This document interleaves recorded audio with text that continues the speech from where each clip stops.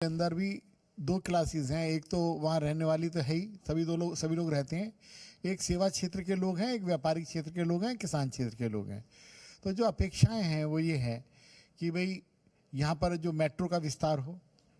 तो आज हमारी दिशा की बैठक थी, तो मैंने यहाँ पर जो मेट्रो के जो चेयरमैन हैं जो उत्तर प्रदेश को देखते हैं, तो उनसे भी मेरी बातचीत हुई। तो आज भी हमने ये विचार बनाया आज की बैठक में ही, सुनील शर्मा जी भी उसमें उपस्थित थे हमारे, कि इंदिरापुरम और नोएडा दोनों को कनेक्ट करने के लिए जो मेट्रो का अभी से ही प्लान तैयार हो।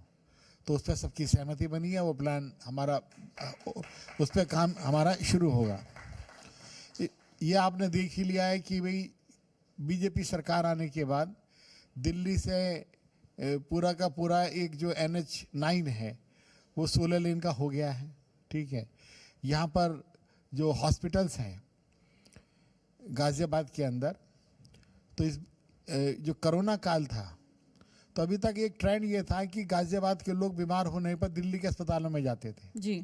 यदि आप हमारे यहाँ के अस्पतालों का सर्वे करें तो यहाँ के डॉक्टरों पर, यहाँ के हॉस्पिटल पर, यहाँ की सर्विसेज पर दिल्ली वालों की वजह से हमें ज़्यादा दिक्कत हुई।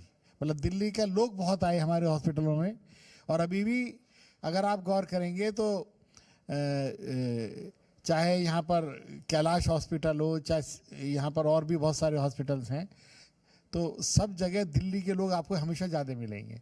तो हम लोग दिल्ली और गाज़ियाबाद और यूपी के जो सराउंडिंग एरियाज़ के जो लोग हैं, हम लोगों के यहाँ बीजेपी सरकार आने के बाद काफ़ी तरक्की हुई है जी। आपसे पहले जनरल VK साहब का संसदीय क्षेत्र रहा ये, और लोगों की अपेक्षाएं उनसे बहुत ज़्यादा बढ़ गई, लोगों का बहुत स्नेह भी उन्हें मिला। तो आप इसे एक चुनौती के तौर पर देखते हैं कि जो अपेक्षाएं जनता उनसे रखती थी, अब वो जिम्मेदारी आपके कंधों पर है, या फिर आपकी क्या कुछ रोड मैप है, किस तरह की योजनाओं को आप कार्यान्वित करने जा रहे हैं गाजियाबाद के हित के लिए? देखिए, चाहे जनरल साहब हों चाहे हम हो, हम एक रिले वॉकिंग पे हैं। मैं रेस तो नहीं कह रहा हूँ, वैसे रिले रेस होती है ना, तो एक बैटन के अगर जनरल साहब के हाथ में थी तो वो अब किसी दूसरे काम में लग गए तो वो बैटन मेरे को छोड़ गए। ऐसा उनका और हमारे बीच के अंदर कोई चुनौतियों में फ़र्क नहीं है। उनकी हमारी एक ही बात है, हम एक ही टीम के सदस्य हैं। वो सीनियर है, मैं जूनियर हूँ, भाई इससे ज़्यादा कोई फ़र्क नहीं है।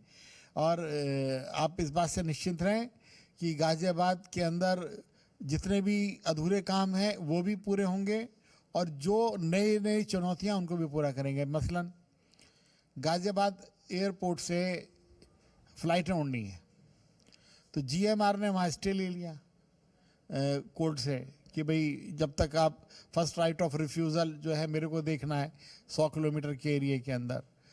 तो अब मेरी बात हुई है जो हमारे एविएशन जो चेयरमैन हैं, उन्होंने कहा हम कोई रास्ता निकाल रहे हैं और बहुत जल्दी हम कोशिश करेंगे कि वहाँ से फ़्लाइट उड़नी शुरू हो जाए। इसी प्रकार से सेंट्रल गवर्नमेंट और स्टेट गवर्नमेंट के बीच में एक अंडरस्टैंडिंग बनी है कि गाज़ियाबाद में भी एक एम्स बनाया जाए गाज़ियाबाद के अंदर, और बहुत जल्दी उसका उद्घाटन, उसका शिलान्यास होने वाला है।